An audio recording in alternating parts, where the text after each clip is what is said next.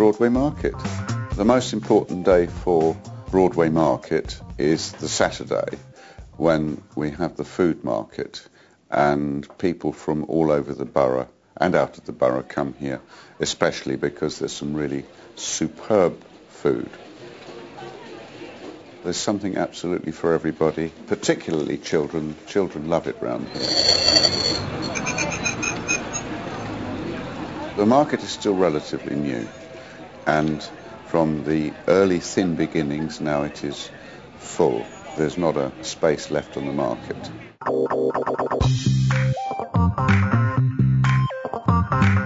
As a long-term resident of London Fields, I've seen changes over the years, but I've always loved the park. It's small enough to go with children and with dogs and to cycle round, and it has the tennis courts and there's a cricket match and there's a ping pong table, permanent, and people play it all the time.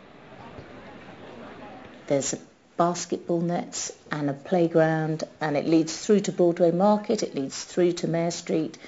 It's a thoroughfare where you can stop if you want, sit on benches, watch the people. Wonderful place. The thing I find special about this whole area is the facilities available within walking distance everywhere. You can walk and go swimming. People of any age can go and swim in the pool.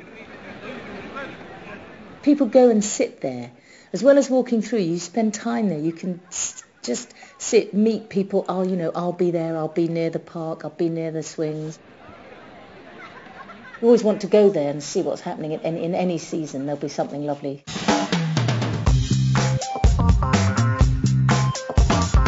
Victoria Park Village it's small, and we've got a small number of really nice specialist shops and privately owned independent restaurants and pubs and bars.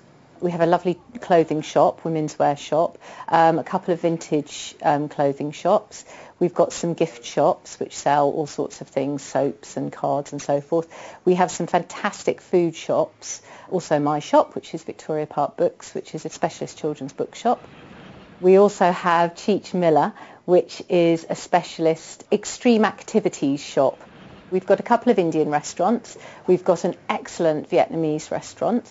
We've got a British restaurant, which is called the Empress of India. We have a wonderful Sardinian restaurant called Su Sazagoni.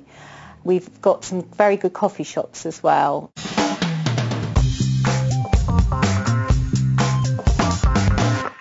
Clissold Park is a classic family park. It has the paddling pool in the summer. It's got a wonderful animal enclosure. You can watch deer being fed. There are goats and tortoises in the ponds. There are 2 lakes. There's a wonderful playground. And of course there are also sports pitches where children can play games, and the dog-free areas and so on. I would say essentially it is a family park. Like many Victorian parks, it's based around a once very prosperous family house, Clissold Mansion, which has a history going back to the 18th century.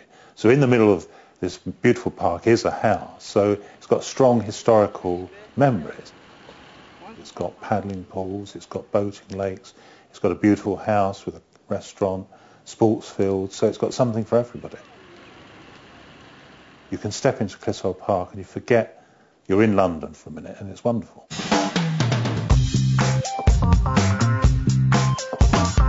Stoke Newton Church Street is quite a special place because most of the businesses are quite small, independent businesses.